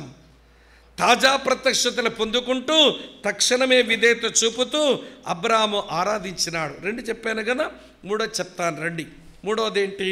ఆదికాండం 22వ అధ్యాయంలోనే 3వ సంగతి చెప్తాను వినండి ప్రియులారా. 3వ వచనం. తెల్లవారినప్పుడు అబ్రాము లేచి తన గాడిదకు గంత కట్టి తన పనివారిలో 2 తన కుమారుడు ఇస్సాకును వెంటబెట్టుకొని దహన బలి కొరకు కట్టెలు చీల్చి దేవుడు తనతో చెప్పిన చోటికి చెప్పండి వెళ్ళెను. ఈ వచనం నాకేమి నేర్పిస్తుందనంటే తన్ను తాను సిద్ధపరుచుకున్నవాడు. తాజా ప్రత్యక్షతలు పొందటం ఆరాధించడంలో ఒక భాగం, తక్షణమే విధేయత చూపడం ఆరాధించడంలో ఒక భాగం, తన్ను తాను సిద్ధపరచుకోవడం ఆరాధించడంలో ఒక భాగం. చూడండి ఎంత బాగా ప్రిపేర్ అయ్యాడో. గాడిద గంత ఎవరు కట్టారు? అబ్రామే కట్టుకున్నాడు. ఎంట పొట్టి అలవర్చబడిన 300 మంది పైచులకు మనుషులు, ఎంట పొట్టి అలవర్చబడిన వారు ఉన్నవారే, అబ్బాయి ఆ గాడిద కొంచెం గంత కట్టండి, నేను మా అబ్బాయి కలిసి ప్రయాణం చేయాలంటే ఎవడైనా గాడిద గంత కడతాడుగా. కానీ లేదు, ఈ పని నేనే చేసుకోవాలి, నా దేవుణ్ణి ఆరాధించడానికి నన్ను నేను సిద్ధపరచుకుంటాను. వింటున్నారా లేదా? వెంటనే వింటున్నారా? ఎవడి కట్టెలు చీలుస్తున్నట్ట. 300 మంది పైచులకు మనుషులున్నారు. ఒక యవ్వనస్తుడు కాలిపోవడానికి కావలసినంత దహన బలి కట్టెలు ఎవడు కొట్టమన్నా కొడతాడుగా. లేదంటే ఆ మోరియా పర్వతం అంతా అది అడవి ప్రాంతమే కదా, ఒక అబ్బాయిని కాల్చుకోవడానికి కావలసిన కట్టెలు అక్కడ దొరుకుతాయిగా. అబ్రాహాం ఏమనుకున్నాడనంటే, నా కుమారుడిని నేను బలించే ముందు దేవుడు కోరాడు గనక నేనే సిద్ధపరచుకోవాలి. ఒకవేళ అక్కడ వెళ్ళిన తర్వాత కట్టెలు దొరకకపోతే మళ్ళీ నేను వెనక్కి వస్తే, మళ్ళీ నా భార్యని కలుసుకొని మళ్ళీ వెనక్కి వెళ్తే నా కొడుకును బలిచ్చే దగ్గర నా మనసు మారిపోతుందేమో, కానీ ముందే ప్రిపేర్ అయిపోవాలి. ఈ రోజున ప్రభువుని ఆరాధించడానికి వచ్చే నీవు ప్రభువుని ఆరాధించడానికి నిన్ను సిద్ధపరచుకునే మనిషివేనా? దేవుడు అంటాడు, కీర్తనకర పరిశుద్ధ అలంకారములు ధరించుకొని ఆయన ఆరాధించడానికి సిద్ధపడి రండి. మనం పాట కూడా పాడతాం, రండి ఉత్సాహించి పాడుదాము, రక్షణ దుర్గం మన ప్రభువే, ఆయన ఆరాధించడానికి సిద్ధపడి రండి. కృతజ్ఞతల ఏమండి అర్పణలతో రండి, ఉత్సాహ గానముతో రండి, సంతోషముతో రండి. ఇదేంటో తెలిసి ఆరాధించడానికి మళ్ళీ మనం సిద్ధపరచుకుంటూ రావటం ఇది మంచి అనుభవం. మీరేమనుకోకపోతే చెప్తాను ఒక మాట. ఏమండి ఆదివారం ఆరాధన 10 గంటలకు వెళ్ళాలి. ముందు రోజే శనివారం ఏమైనా ప్లాన్ ఉంటుందా? ఉండాలి. మరి ఉదయం 10 గంటలకి అక్కడ చేరుకోవాలంటే ఇంటి దగ్గర నుంచి నేను ఖచ్చితంగా 9:15కే బయలుదేరాలి, మందిరాన్ని చేరుకుంటాను. మరి వెళ్ళేటప్పటికి ఏమి వస్త్రాలు వేసుకోవాలో శనివారం సాయంత్రమే తీసే పక్కన పెట్టుకోవాలి. లేదంటే కానుక దేవుని అర్పించడానికి ప్రార్థనాపూర్వకంగా పక్కనే పెట్టుకోవాలి. పిల్లలని అలాగనే లేక భార్యను బిడ్డని అంతా ప్రిపేర్ అవ్వాలి. ఇవే ప్రిపరేషన్ ఉండదు. 10 అయిపోతుంది, ఏమండి 9:15 అవుతుంది, అక్కగారు బయటికి రాదే. ఆ బయటికి వెళ్ళి నడుస్తున్నాడు, అమ్మాయి టైం అయిపోతుందంటే ఈవిడ గారేమో చీర కట్టుడు, అద్దం ముందు నిలబడ్డు, ఇట్లట్లా ఒబ్బుడు, ఈ చీర నచ్చలేదని తీయటం, మళ్ళీ ఇంకో చీర కట్టడం, మళ్ళీ అది కూడా నచ్చలేదు, మళ్ళీ ఇంకో చీర మార్చడం. ఆ బయట ఉన్న మగాయి నడుస్తుంటాడు పిల్లలతో పాటు, అమ్మాయి అయిపోతుంది టైం అంటే నువ్వు కదలవే. ఎందుకో తెలుసా? ప్రిపరేషన్ లేదు. ఉండండి, టిఫిన్ చేయడానికి నేనే కష్టపడ్డాను, పిల్లలు స్నానం చేయించాను, బట్టలు వేసాను, మీరైతే బయటికి వెళ్ళిపోయారు కానీ నేను తయారవ్వాలిగా. మరి అదేదో ముందు శనివారం రాత్రంతా ఏం సముద్రాన్ని జల్లిలో పెట్టి జల్లించావా? సముద్రాన్ని జల్లిలో పెట్టామని జల్లించావా? సిద్ధపడచ్చుగా. కొంతమంది సోమరక్కలు, మీరు మంచోళ్ళండి, మీ గురించి అంటలేదు, అమ్మోయ్ దండ పెడుతున్నాను. కొంతమంది సోమరక్కలు ఉంటారు, ఏం ప్రిపరేషన్ ఉండదు. కొంతమంది సోమర బ్రదర్స్ ఉంటారు, వీళ్ళకి ఏమి సిద్ధపాఠం ఉండదు. నిజముగా ప్రభువుని ఆరాధించేవాడు మందిరంలోకి వచ్చి సంఘముతో పాటు ఆరాధించే ముందే తన వ్యక్తిగతంగా తన హృదయంలోనే ఆరాధనా భావాన్ని పుట్టుకొచ్చేసేయాలి. వింటున్నారా లేదా? ఎన్ని వచ్చాయి ఇప్పుడుకు? 3 వచ్చాయమ్మా. ఎవడు తాజా ప్రత్యక్షతలు పొందాడు చెప్పండి. తక్షణమే విధేయత చూపాడు, తను తాను సిద్ధపరచుకున్నాడు. 4వ సంగతి చెప్తాను వినండి. 4వ సంగతి ఏంటంటే తను తాను ప్రత్యేకపరుచుకున్నాడు. ఎలాగో చూపిస్తాను చూడండి. 22వ అధ్యాయం చదువుతాను వినండి.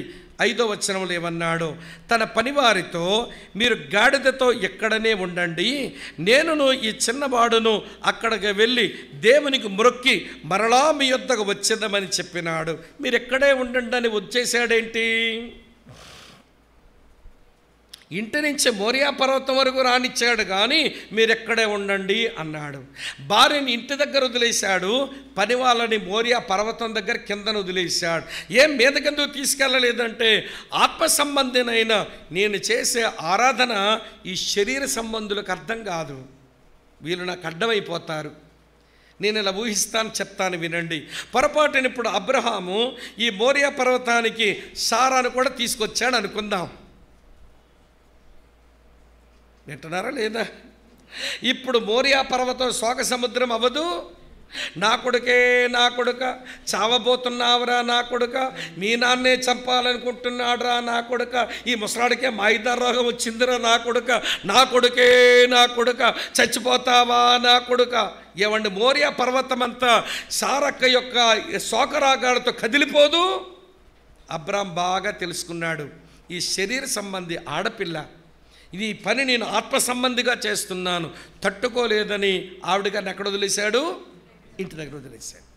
మరి పనులను ఎక్కడ ఎందుకు వదిలేశాడంటే పనులు కూడా తీసుకెళ్ళాడని ఊహించండి. ఇప్పుడు అబ్రాము బలిపీఠం కట్టి ఈ యవనస్తుని కాలు చేతులు కడుతూ ఉంటే ఈ ఇద్దరు పనులు చూసి, ఒరే ముసలాడికేం మైదారాగు వచ్చిందిరా, మొన్ననే కదా ఇస్మాయేల్ని హాగర్ని ఇంట్లోంచి పంపించేశాడు, ఆ కొడుకు పోయాడు, ఇప్పుడు సారా మేడం గారికి పుట్టిన ఈ కొడుకుని చంపేబోతున్నాడు, ముసలాడికి దిమాగ్ ఖరాబ్ అయిందేమో కొంచెం, ఏం చేద్దాంరా అని ఇద్దరు మాట్లాడుకొని వీళ్ళిద్దరు వచ్చి ఇస్సాకు కట్టిన తాళ్ళు తీసేసి అబ్రాముకి కాలు చేతులు కట్టేసి ఇస్సాకు స్థానంలో అబ్రాముకు బలిచ్చి ఇంటికి వెళ్ళి, మేడం మీ ముసలాయనికి కొంచెం దిమాగ్ ఖరాబ్ అయింది మేడం, మీ బిడ్డనే చంపేబోతుంటే మేము మధ్యలో అడ్డం పడి మీ ఆయనకు బలిచ్చేసి కొడుకుని తెచ్చాం మేడం అని చెప్పడానికి పూనుకుంటారేమో. వీళ్ళకి అర్థం కాదు, ఆత్మీయుల ఆరాధన శరీరులకు అర్థం కాదు. అందుకనే ఆవిడ గారు ఇంటి దగ్గరే, వీళ్ళేమో కొండ కిందే, తాను తన కొడుకు మాత్రమే పైకి పోయారు. దేవునికి స్తోత్రం చెబుదామా? ఇది ఏం మనకు నేర్పిస్తుందనంటే, ఆరాధికులు తను తాము ప్రత్యేకపరుచుకుంటూ బ్రతుకుతారు. శరీర సంబంధులతో లోకస్తులతో కలిసిపోరు. ఆరాధనకు వెళ్తున్నాము, శరీర సంబంధులు ఏమంటారో తెలుసు, అప్పుడేనా అంటారు. దేవుని సందులో కానుకివ్వడానికి ఏదో సిద్ధపరచుకొని మనం పట్టుకున్నాం, ఎంత చేస్తున్నావా అంటారు. ఎందుకంటే శరీర సంబంధులకి ఆత్మీయులు చేసే ఆరాధన అర్థం కాదు గనక వారు ఎప్పుడు అడ్డం పడుతూనే ఉంటారు. వారికి అడ్డం పడకుండా ఉండేలాగా మళ్ళీ మనమే ప్రత్యేకపరచుకోవాలి. ప్రత్యేకపరచుకోవడం వచ్చిందా? శరీర సంబంధులతో లోకముతో మళ్ళీ మనం ప్రత్యేకపరచుకునే అనుభూతులు మన ఆరాధనలో మనకు వస్తున్నాయా? ఎన్ని వచ్చాయమ్మా? ఇప్పుడు ఎన్ని చెప్పాను? ఇప్పుడు మీకు 4 చెప్పాను. తాజా ప్రత్యక్షతలు పొంది ఆరాధించాడు, తక్షణమే విధేయత చూపి ఆరాధించాడు, తన్ను తాను సిద్ధపరచుకొని ఆరాధించాడు, తను తాను ప్రత్యేకపరచుకొని ఆరాధించాడు. 5వ సంగతి చెప్తాను వినండి. 5వ సంగతి ఏంటో తెలుసా? 22 నేను చదువుతున్నాను వినండి ఈ మంచి మాట. 22:7 వచనం ఇలా రాసి ఉంది.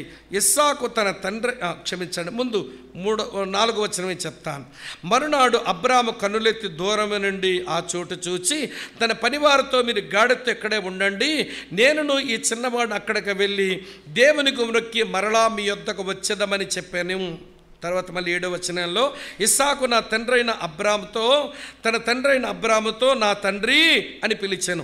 అందుకతడు, ఏమి నా కుమారుడు అనెను. అప్పుడు అతడు, నిప్పును కట్టెలు ఉన్నవి కానీ దహన బలికి గొర్రెపిల్ల ఏదని అడుగ్గా, అబ్రాము, నా కుమారుడా, దేవుడే దహన బలికి గొర్రెపిల్లను చూచుకొనునని చెప్పాను. ఈ 2 వచనాల తాత్పర్యంలో తనలో ఉన్న విశ్వాసాన్ని ప్రదర్శిస్తున్నాడు అబ్రహాం. ఆరాధించడం అంటే మనలో ఉన్న విశ్వాసాన్ని ప్రదర్శించడం. ఏమి ప్రదర్శించాడు విశ్వాసం? పనులతో ఏమంటున్నాడు చెప్పండి, చూసారా? మేము వెళ్ళి దేవునికి మొక్కి మరల వచ్చేదనన్నాడా, మరల వచ్చేదమన్నాడా? ఏం అబ్రాముకి నిజం తెలీదా? తన కొడుకుని అక్కడ బలిచ్చేబోతున్నాడు, నేను ఒక్కడనే వస్తానని చెప్పుండాలి కానీ వచ్చేదమని చెప్తున్నాడేంటి? అబద్ధం చెప్తున్నాడా? లేదు, విశ్వాస ప్రదర్శన చేస్తున్నాడు. నాకు తెలుసు, నా వయసు 99 ఉన్నప్పుడు, నా భార్య వయసు 89 ఉన్నప్పుడు, నా భార్యకు నెలసర్లు నిండుకున్నప్పుడు, ఆమె గర్భసంచి ఎండిపోయినప్పుడు, ఆ చచ్చిన గర్భసంచికి పునరుత్థాన బలమనిచ్చి ఆ చచ్చిన గర్భసంచిలోంచి ఒక బిడ్డనిచ్చిన దేవుడు ఇప్పుడు నా కొడుకును బలిపీఠం మీద పెట్టి నేను బలిచ్చి కట్టెల మీద దహన బలిగా కాల్చేసిన బూడిదైపోయిన ఆ బూడిదలోంచి మళ్ళీ నా కొడుకును నాకు ఇస్తాడు దేవుడు. అదే తన విశ్వాస ప్రదర్శన. అందుకని మీరు ఎక్కడనే ఉండండి, మేము వెళ్ళి మొక్కి మరలా తిరిగి వచ్చేదము అని చెప్తున్నాడు. ఇది విశ్వాస ప్రదర్శన. తర్వాత కొడుకు అడుగుతున్నాడు, నాన్నగారు కట్టెలు ఉన్నాయి, నేను మోస్తున్నాను, నిప్పు ఉంది, మీ చేతిలో పట్టుకున్నారు, బలిపశువుకు గొర్రెపిల్ల ఏదనంటే యెహోవా చూచుకొనును అన్నాడు. చూశారు, అది నా కొడుకుకు బదులుగా మరి ఎవరినో దేవుడు బలిస్తాడు, వీడి ద్వారా భూమి మీద ఉన్న సమస్యలను ఆశీర్వదిస్తానని చెప్పిన దేవుడు నా కొడుకు చావడానికి సమ్మతించనని తన విశ్వాసమే ప్రదర్శిస్తున్నాడు. అమ్మ వింటున్నారా? ఆరాధించడం అంటే మన విశ్వాసమును ప్రదర్శించడం. ఒక ఆరాధన గడియలో ఒక పేద విధవరాలు ఎన్ని వేసిందంటే పెట్టెలో ఆ 2 కాసులు ఏంటట? ఆమె జీవనం. ఈ 2 కాసులు వేస్తే భవిష్యత్తు ఏంటో తెలియదు. ఆమె 2 కాసులు ఎందుకు పడేసిందనంటే నా భవిష్యత్తును నా దేవుడే చూసుకుంటాడన్న విశ్వాస ప్రదర్శన ఆవిడిది. ఈరోజు ఆరాధించడానికి వస్తామే కానీ మన విశ్వాసమును ప్రదర్శించడమే చేత కాకపోతే ఏం ఆరాధిస్తున్నాం ప్రభుని చెప్పండి. ఆమె అర్థమవుతున్నది. ఎన్నొచ్చాయి ఇప్పుడు? 5 వచ్చినాయి. మొదటి మాట ఏంటమ్మా? తాజా ప్రత్యక్షతలు. రెండో మాట ఏంటి? తక్షణమే చూపు విధేయత. మూడోదేంటి? తన్ను తాను సిద్ధపరచుకుంటా. నాలుగోదేంటి? తన్ను తాను ప్రత్యేకపరచుకున్నట. ఐదోదేంటి? తన విశ్వాసమును ప్రదర్శించరు. ఇవన్నీ ఆరాధన అనుభవాలండి. ఒక పదమో పాటతోనో అయిపోలేదు మన ఆరాధన. ఈ అన్ని అనుభవాలు మిళితమైతేనే అందులోంచి పుట్టేది దేవుని హృదయాన్ని మురిపించేటువంటి ఆరాధన. 6వ సంగతి చెప్తాను వినండి. 6వ సంగతి ఏంటో తెలుసునా? తన ప్రవర్తనలో మార్పు తెచ్చుకున్నాడు. తన ప్రవర్తనలో మార్పే ఆరాధన. ఏం మారిందండి అబ్రాహాం ప్రవర్తనలో మార్పు అంటే? ఇప్పుడు ఆ ప్రశ్న అడుగుతాను, నాకు జవాబు చెప్పండి. దేవుడు ఇస్సాకును బలిగా ఇమ్మని అడిగినప్పుడు అబ్రాహాం బాధపడి ఉంటాడా, బాధపడి ఉండడా చెప్పండి? ఎందుకు బాధ? ఈ కొడుకు ద్వారా భూమి మీద ఉన్న సమస్త జనులను ఆశీర్వదిస్తానని ప్రభువు చెప్పినాడు కనుక నా కొడుకు చావడానికి విశ్వాసం నీకుంది కదా, మనకి ఎందుకు బాధ?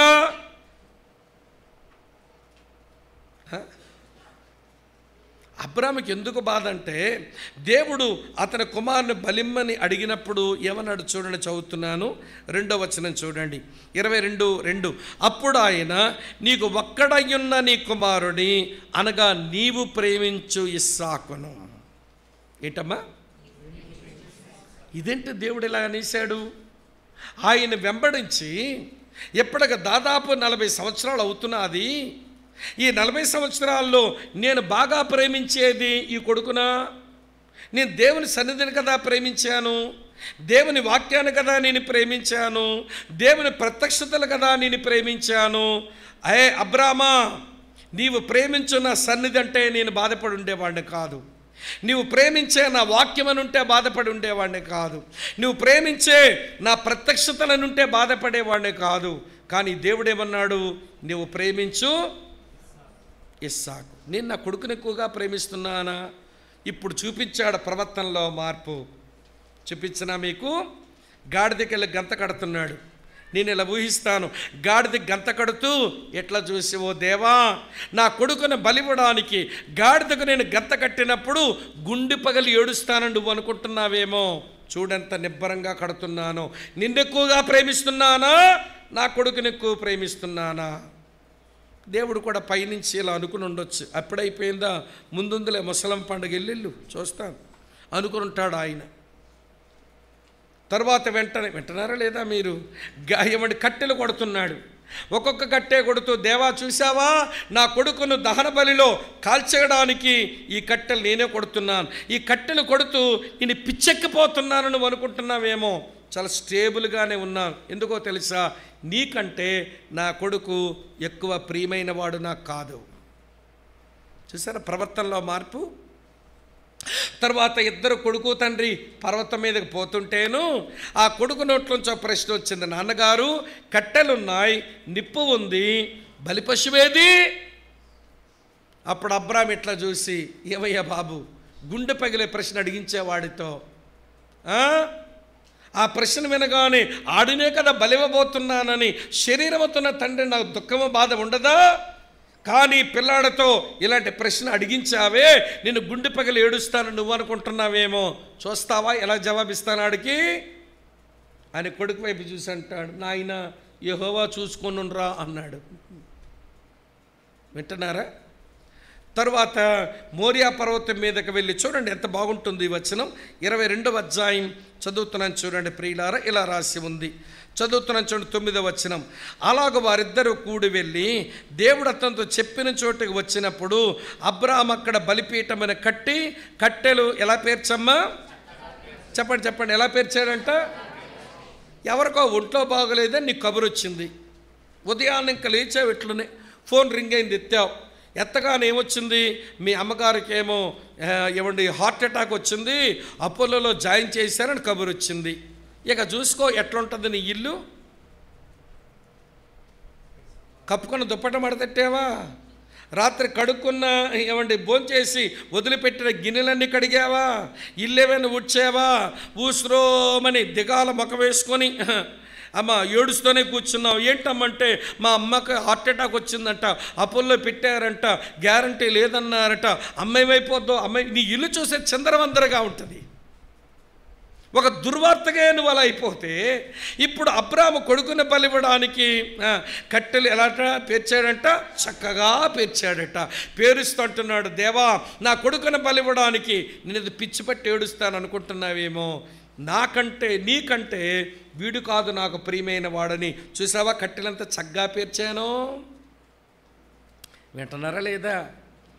గాడిద గంత కట్టింది ఆయనే, కట్టెలు చీల్చుకున్నది ఆయనే, కుర్రగాడికి జవాబిచ్చింది ఆయనే, కట్టెలు చక్కగా పేర్చింది ఆయన, కత్తి ఎత్తింది కూడా ఆయనే. ఇక్కడ కత్తి ఎత్తుతూ ఉంటే ఆయన పరిగెత్తాల్సి వచ్చింది. ఓరి బాబు చంపేసేలాగున్నాడు. ఓ అబ్రామ్ ఆగవయ్య బాబు, ఆగవయ్యా బాబు, ఆగవయ్యా. దేవుణ్ణి గడగడలాడించే భక్తి అలా ఉంటుందండి. అప్పుడప్పుడు దేవుడే మన భక్తిని చూసి గడగడలాడాలి. అసలు మనమే గడగడలాడుతున్నాం. మనం దేవుణ్ణే భయపెట్టేలాగా భక్తి చేయని ఎప్పుడు వస్తుందండి మనకు? దేవుడే పరుగులు పెడుతున్నాడు. హే అబ్రామా ఆగవయ్యా బాబు, ఆ చిన్నవాని మీద కత్తి వేయొద్దు.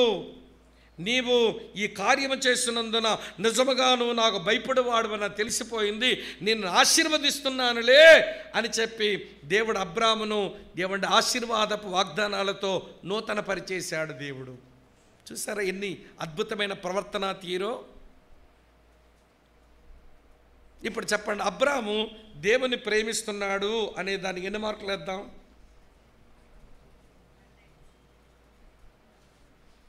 అమ్మ ఎన్ని మార్కులు వేద్దాం? సరేలేండి, 100కు 100 అంటారో 100కు 200 అంటారో మీరు మీ మార్కులు మీ దగ్గరే పెట్టుకోండి. కానీ నువ్వు దేవుని ప్రేమిస్తున్నావు అనే దాన్ని నీకు ఎన్ని మార్కులు ఇవ్వచ్చు? ప్రేమించేదన్ టరడరడ అధికముగా టరడరడ ఆరాధింతున్ ఆసక్తితో. ఏం ప్రేమించావు? నిజముగా దేవుని ప్రేమిస్తే ప్రేమించే వ్యక్తి కొరకు ప్రవర్తనలో మార్పులు రావాలి. ప్రేమించే వ్యక్తి కొరకు సాహసాలు చేయాలి. అది ప్రేమించడం అంటే. దేవుని ప్రేమించేమని పాడబడతాము, ప్రవర్తనలో మార్పు లేకపోయే, ప్రభు కొరకు తెగింపు లేకపోయే ఏం ప్రేమించామంటారు? అబ్రాము ఒక్కగానున్న ఈ కొడుకును చంపడానికి పూనుకోవడంలో ఏమి తెగింపండి, ప్రవర్తనలో ఇన్ని చక్కని మార్పులండి. అది కదా ఆరాధన అనుభవం. అన్నదమ్ముల రక్క చెల్లులారా ఆలకించండి. అబ్రాము యొక్క ఆరాధన చుట్టూ ఉన్న ఈ అనుభవాలు మీ ముందు ఎందుకు చెప్పానంటే, ఆరాధించడం అంటే ఇవి. ఏమంటే తాజా ప్రత్యక్షతలతో తక్షణమే విధేయత చూపి తన్ను తాను సిద్ధపరచుకొని తన్ను తాను ప్రత్యేకపరచుకొని తన విశ్వాసాన్ని ప్రదర్శిస్తూ తన ప్రవర్తనలో మార్పులు తెచ్చుకొని చివరి మాట చెప్తాను, తన్ను తానే సమర్పించుకుంటున్నాడు. ఇస్సాకు నర్పించడం అంటే తను తాను అప్పగించుకోవడమే. ఒకమారు దేవుడు అబ్రాము ముందుకు వచ్చి అన్నాడు, అబ్రామా భయపడకము, నీ బహుమానం నేను అత్యధికం చేస్తానయ్యా అంటే అబ్రాము అన్నాడు, ఏమన్నాడు తెలుసా? ప్రభువా ఎన్నిచ్చిననేమి, నేను సంతానం లేని వాడైపోతున్నాను, నా కలిగినదంతా ఒక పక్కన పెట్టినా నాకు కొడుకునిస్తే దానికంటే నా కొడుకే ఎక్కువ బరువైన వాడు. నా కొడుకు నా ప్రాణం. ఇప్పుడు అబ్రాము కొడుకుని బలివ్వటంలో ఏమండి తన ప్రాణమే బలిపీఠం మీద పెట్టాడన్నమాట. తన ప్రాణాన్నే బలిపీఠం మీద పెట్టాడు. ఆరాధించడం అంటే ఒక దైవజనుడు అన్నాడు, worship is giving gold to God అన్నాడు. అంటే నీ జీవితంలో ఏది నీకు చాలా అమూల్యమైనదో, నువ్వు దేన్నైతే ఎక్కువగా ప్రేమిస్తున్నావో దాన్ని దేవుని బలిపీఠం మీద పెట్టడమే ఆరాధించడం.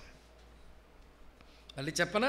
నీ జీవితంలో దేన్నైతే ఎక్కువగా ప్రేమిస్తున్నావో, ఏది అమూల్యమైనది అనుకున్నావో దాన్ని తీసుకుని వచ్చి దేవుని బలిపీఠం మీద పెట్టి దేవునికి అర్పించడమే ఆరాధన అనే పదం ఆరాధన కాదు. స్తోత్రం హల్లెలూయా అంటే ఆరాధన అయిపోలేదు. నీ బ్రతుకులో నువ్వు అధికంగా ప్రేమించేదేదైనా దేవుని బలిపీఠం మీద పెడతావా? అది ఆరాధించడం. వింటున్నారా లేదా? నీ భర్త నీకు చాలా ప్రియమైన వాడు, నీ భర్తను దేవుడు సేవ కొరకు పిలుస్తున్నాడు. సేవకిస్తావా భర్తను? సేవకుని వెళ్ళిపోతే నేను నా పిల్లలు ఏమైపోతాము? వద్దండి, పిల్లలు చదువైపోనివ్వండి, పిల్లలకేమో ఉద్యోగాలు రానివ్వండి, అప్పుడు సేవ చేద్దువు. కానీ దేవుడు నీకు ఇచ్చిన సంతానంలో ఒక పిల్లవాడిని దేవుడు తన పరిచర్యకు అడిగినాడు అనుకోండి, ఇవ్వండి, ఆ పిల్లాడిని పరిచర్య సిద్ధపరిచే విషయంలో ఒక ప్రణాళికాబద్ధంగా సిద్ధపరచడంలో మనం విఫలమైపోతే దేవుని ప్రేమిస్తున్నామంటారా? వింటున్నారా లేదా? కొంతమంది ఆడుకునే పిల్లలు ఉంటారు, క్రికెట్ అంటే పిచ్చి, కానీ ఆరాధన సమయం ఉదయం 10 గంటలకు ఎక్కడికి వస్తారా? క్రికెట్ దగ్గర ఉంటారా? తమ్ముళ్ళు చెప్పండి, ఏమనుకోను? మ్యాచ్ అనుకుల్, మ్యాచ్కి వెళ్ళకపోతే ఏమైపోతాను నేను? చూసారా? నువ్వు అధికంగా ప్రేమించే నీ క్రికెట్ని, నువ్వు అధికంగా ప్రేమించే నీ ఫ్రెండ్ని, నువ్వు అధికంగా ప్రేమించే నీ భర్తను, నువ్వు అధికంగా ప్రేమించే నీ బిడ్డను, నువ్వు అధికంగా ప్రేమించే నీ భార్యను, నువ్వు అధికంగా ప్రేమించే నీ ఆస్తిని, నువ్వు అధికంగా ప్రేమించే మరి ఏదైనా కానీ అది దేవుని బలిపీఠం మీద పెట్టినప్పుడే నువ్వు ఆరాధికుడవు, నేను ఆరాధికుడను. లేని పక్షంలో మన ఆరాధన అది అన్య ఆరాధన, వ్యర్థ ఆరాధన, నిష్ప్రయోజనమైన ఆరాధన అవుతుంది. ఇప్పుడు అడుగుతున్నాను ప్రశ్న, ఆరాధించడం మనకు వచ్చునా?